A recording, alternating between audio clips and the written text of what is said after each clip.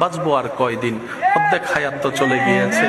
ওই যে কবরে শুয়ে থাকবো, আজকে হাজার মানুষ শুয়ে আছে কবরে, সেই কবরে আপনি আমি শুয়ে থাকবো, কেউ খবরও নিবে না, জিজ্ঞেসও করবে না।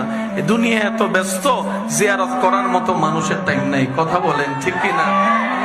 করে বলি, আপনারা ভাই ভাই ভাই বোনে চাচা যারা যে ঝগড়া লেগেছেন, বিশ্বাস করেন এই ঝগড়াটা আপনাদের নয়, এটা মিস্টার শয়তানে আপনাদের ভিতর প্যাচ লাগাই ঝগড়া লাগাই দিয়েছে। কথা বলেন ঠিক কিনা?